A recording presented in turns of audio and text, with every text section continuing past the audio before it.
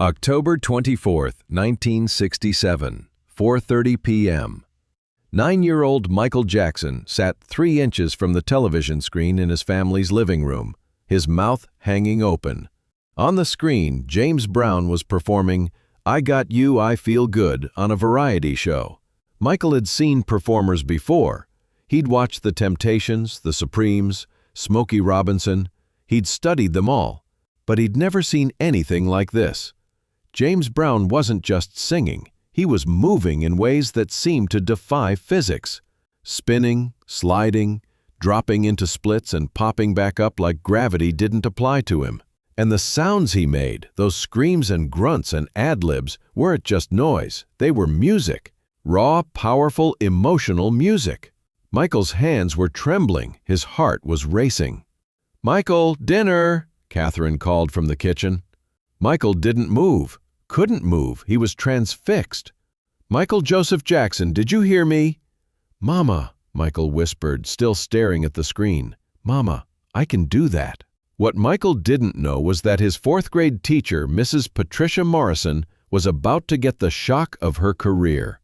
Because tomorrow morning, Michael was going to show his entire class something that would become legendary. The Jackson household at 2300 Jackson Street was never quiet. With 9 people living in a 3-bedroom house, silence was a luxury they couldn't afford. But when James Brown came on TV that Tuesday afternoon, the entire house went still. Michael had rushed home from Garnett Elementary specifically for this. His friend Tommy's older sister had mentioned that James Brown was going to be on the Hollywood Palace variety show, and Michael had been thinking about it all day. He'd heard James Brown on the radio, of course. "Papa's got a brand new bag, please, please, please," songs that made something inside him want to move. But hearing was different from seeing. When James Brown appeared on screen in that purple suit, when he grabbed that microphone and started to move, something fundamental shifted in 9-year-old Michael Jackson. This wasn't performing. This was something else, something primal and pure and powerful. James Brown spun and his cape flew. He dropped to his knees and the emotion was so raw it was almost painful to watch. He did a split and popped back up like he had springs in his legs. And his feet, the way his feet moved, fast, precise, creating rhythms that matched the music but also added to it. Michael's brain was recording everything, every movement, every gesture, every impossible thing James Brown did. "That man is something else," Catherine said, standing in the kitchen doorway, drying her hands on a dish towel. "Mama, how does he do that?" Michael asked, his eyes never leaving the screen. "God-given talent, baby, and a whole lot of practice." The performance ended. James Brown took his bow. The audience went wild. Michael sat back from the TV, his heart pounding. "I want to do that," he said quietly. Catherine smiled. "You already perform, baby. You and your brothers—" "No, Mama, not like we do, like that, like James Brown." Something in Michael's voice made Catherine pay attention. This wasn't the usual childhood, "I want to be like him" statement. This was different, deeper. "You think you can dance like James Brown?" "I don't know, but I have to try." After dinner, Michael disappeared. Catherine found him in the garage an hour later. He'd pushed his father's tools aside and cleared a space. The radio was on, playing WVON out of Chicago. Every time a James Brown song came on, Michael would try to recreate the moves he'd seen. "Baby, it's a school night. You need to do your homework." "I finished it in study hall. Mama, can you watch? Tell me if I'm doing it right." Catherine leaned against the doorframe. "All right, show me what you've got." Michael took a breath. Then he tried to recreate James Brown's spin. He made it about halfway around before he lost his balance and nearly fell into a stack of paint cans. "It's okay, baby. That's hard stuff. It takes time." But Michael was already trying again and again, each time getting a little further before losing his balance. Catherine watched for 20 minutes. She was about to tell him it was time for bed when she saw something that made her gasp. Michael did the spin, a full rotation, and he landed it. It wasn't perfect, it wasn't smooth, but he'd done it. "Did you see that, Mama?" "Did you see?" I saw it, baby. Catherine's voice was soft with wonder. How did you learn that so fast? I don't know. I saw it in my head, and then my body knew how to do it. At 2 a.m., Joe Jackson woke up to strange sounds coming from the garage. He grabbed his robe and went to investigate, expecting to find a raccoon or a cat that had gotten in somehow. Instead, he found his 9-year-old son, drenched in sweat, still practicing. Boy, what in the hell are you doing out here at 2 in the morning?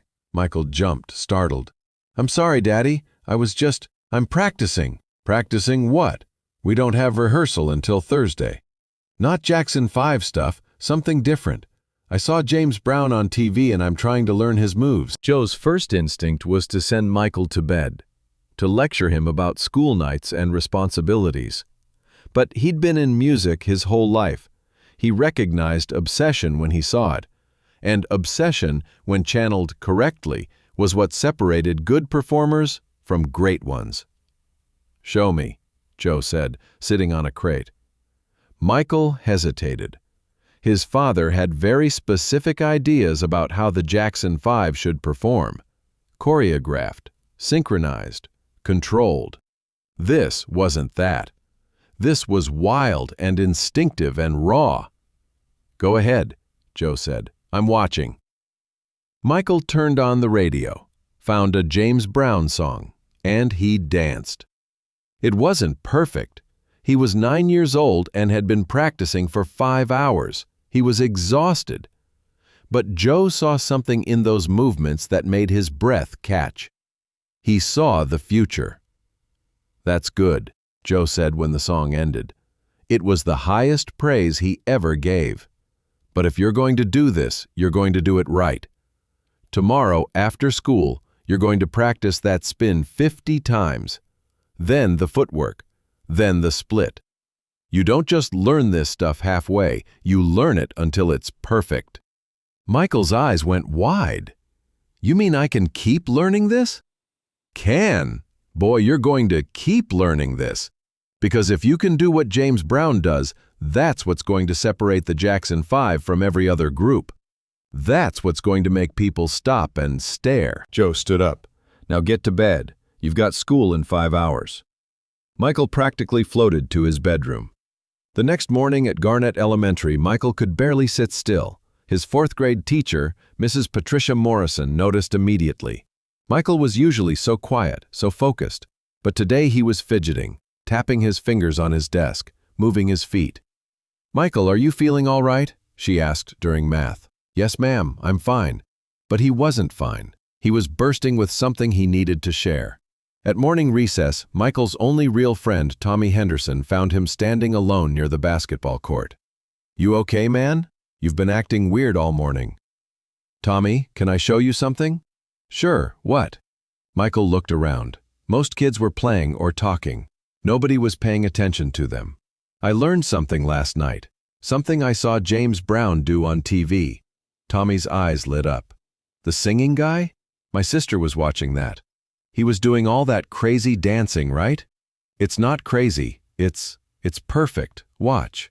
And right there on the Garnett Elementary playground, 9-year-old Michael Jackson did James Brown's spin. He landed it. Perfectly. Tommy's jaw dropped. Dude, how did you do that?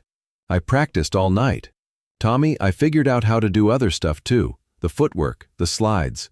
I'm still working on the split, but I almost have it. That's so cool. You should show people. You think so? Are you kidding? Nobody at this school can do anything like that. Mrs. Morrison lets kids do presentations sometimes.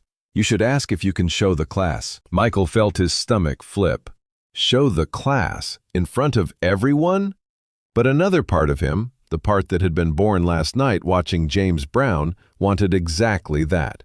Wanted to share this. Wanted to show what he'd discovered. Will you come with me to ask her? Absolutely. Mrs. Patricia Morrison was at her desk grading papers when Tommy and Michael approached. Mrs. Morrison, Tommy said, Michael has something really cool he learned. Can he show the class? Patricia looked up. Michael stood slightly behind Tommy, looking nervous but hopeful. What kind of something, Michael? A dance, ma'am. I learned it from watching James Brown on TV. Patricia had heard of James Brown. Her husband liked his music, but she wasn't sure what this had to do with fourth-grade education. Still, there was something in Michael's expression, an excitement she'd never seen before from this quiet child. "All right," she said, "you can have 5 minutes before lunch, but Michael, if this is inappropriate in any way—" "It's not, ma'am. I promise. It's just dancing." "Very well. 5 minutes." Words spread fast in elementary schools. By 11:45 a.m., when Mrs. Morrison called the class to order, everyone knew that Michael Jackson, quiet, shy Michael, was going to perform something. Most kids were curious. Some were skeptical. A few were already giggling, expecting him to embarrass himself. Michael stood at the front of the classroom, his heart pounding so hard he thought it might explode. 28 fourth graders stared at him. Mrs. Morrison sat at her desk, prepared to stop this quickly if it went wrong. Michael said, his voice small.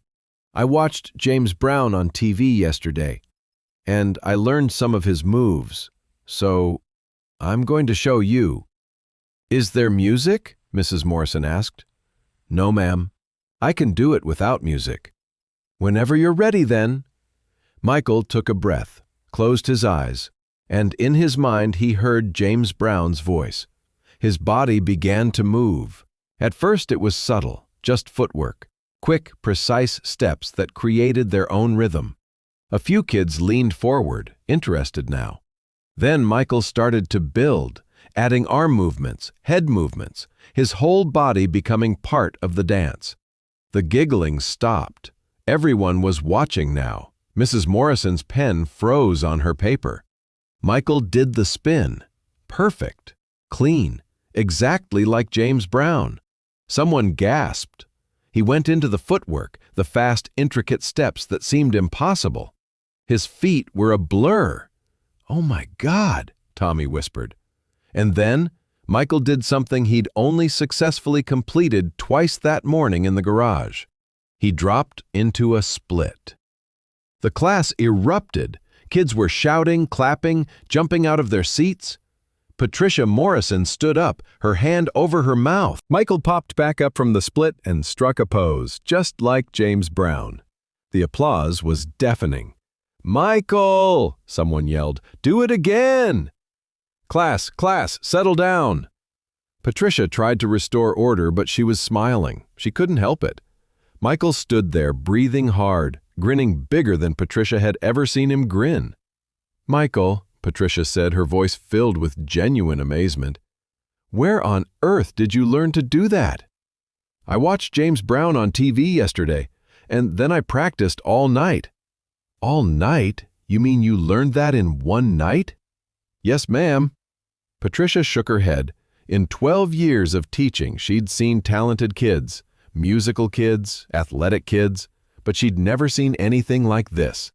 "That was," she searched for words, "that was extraordinary, Michael. You have a real gift." For the rest of the school day, Michael was a celebrity. Kids who'd never talked to him before asked him to teach them the moves. Kids who'd made fun of him for being small and quiet suddenly wanted to be his friend. At 3 p.m., when school let out, Patricia Morrison called Michael back. "Michael, I want you to know something. What you showed us today was special, really special. Have you thought about dancing professionally, like James Brown?" "I perform with my brothers sometimes. We're called the Jackson 5. "Well, you need to keep doing that, because you're not just good at this, you're gifted. And gifts like yours don't come along very often." Michael smiled. "Thank you, Mrs. Morrison." As he walked home, Michael felt different, taller somehow, more confident. Last night, he'd discovered something about himself, and today he'd had the courage to share it. That evening, Catherine got a phone call from Mrs. Morrison. "Mrs. Jackson, I'm calling about Michael." Catherine's heart sank. "Is he in trouble?" "Trouble? No, not at all. Mrs. Jackson, I've been teaching for 12 years, and today I watched your son do something that I can only describe as remarkable. He learned James Brown's choreography in one night and performed it flawlessly in front of his class. The children were mesmerized. Catherine smiled. He was practicing in the garage until 2 in the morning. His father finally had to make him go to bed. Mrs. Jackson, I don't say this lightly. Michael has something special, something I've never seen in a child before. Whatever he's doing with music and performing, please encourage it, because I believe we're looking at something extraordinary. Years later, in an interview, Michael Jackson was asked about when he first knew he wanted to be a performer like James Brown. October 24, 1967, Michael said without hesitation. I was 9 years old. I saw James Brown on TV and something just clicked. I stayed up all night learning his moves, and the next day at school, I performed them for my class. What was that like? Terrifying, Michael admitted, but also liberating. That was the first time I felt like I wasn't just Michael Jackson, the quiet kid. I was Michael Jackson, the performer. And once I felt that, I couldn't go back to being anything else. So James Brown changed your life. James Brown showed me what was possible. He showed me that performing wasn't just about singing. It was about moving, about energy, about giving everything you have to the moment. That night, watching him, I didn't just see a performer. I saw who I wanted to become. In 1983, when Michael Jackson performed the moonwalk on the Motown 25 special, James Brown was watching. Later, James called Michael. "Man," James said, "you took what I did and made it your own. Made it better. That moonwalk? I wish I'd thought of that." "Mr. Brown," Michael said, his voice filled with emotion, "everything I do, I learned from watching you. You changed my life when I was 9 years old. You showed me what was possible. Keep doing it, young blood. Keep pushing what's possible. That's what it's all about." October 24, 1967 lasted just a few hours, but in those hours, 9-year-old Michael Jackson discovered his calling. He learned that greatness could be studied, that impossible moves could be mastered, that one night of obsessive practice could change everything. Mrs. Patricia Morrison retired from teaching in 1989. In her office, she kept a newspaper clipping from 1984, Michael Jackson on the cover of Time magazine, named the biggest entertainer in the world. In the margin, she'd written the note, "I knew it in 4th grade. The day he danced like James Brown, I knew he was going to change the world." She was right.